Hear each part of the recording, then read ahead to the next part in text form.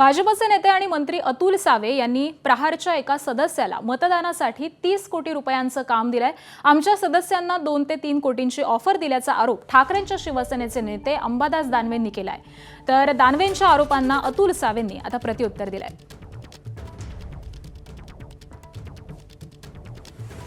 खरं खोटं मला माहित नाही की अतुल सावेंनी एका सदस्याला प्रहारच्या 30 कोटी रुपयाच्या कामाचं पत्र दिलं। 30 कोटी एका मतासाठी 30 कोटी रुपयाच्या कामाचं पत्र दिलं। 2 कोटी घ्या, 3 कोटी घ्या, भारतीय जनता पक्षाचे कित्येक लोक आले आमच्या सदस्यांकडं।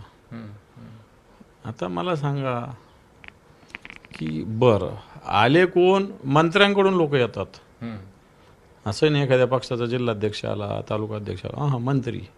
मला सांगा मग तुम्ही एकेका माणसाला एवढे 4 कोटी, 3 कोटी, 5 कोटी कुठून देता? हा माझा प्रश्न आहे ना। आमचा कोणीही माणूस त्यांना भेटलेला नाही, आमची कोणाशीही चर्चा नाही।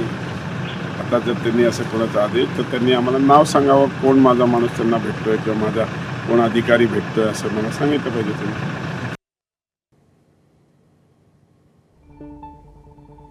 तर छत्रपती संभाजीनगर जिल्हा परिषदेतील बलाबल नेमकं कसं आहे आपण जाणून घेऊयात। एकूण सदस्य आहेत 68, भाजपचे 23, शिवसेना 21, ठाकरे सेना 9, राष्ट्रवादी 4, काँग्रेस 1, राष्ट्रवादी शरदचंद्र पवार पक्ष 1 आणि अपक्ष असे 4 नगरसेवक हे छत्रपती संभाजीनगर जिल्हा परिषदेमध्ये निवडून आलेले आहेत। तर भाजप मॅजिक फिगर ही नेमकी कशी गाठू शकते?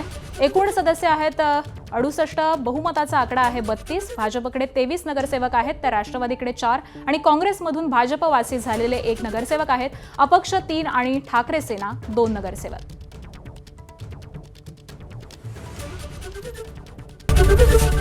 एबीपी माझा, उघडा डोळे बघा नीट।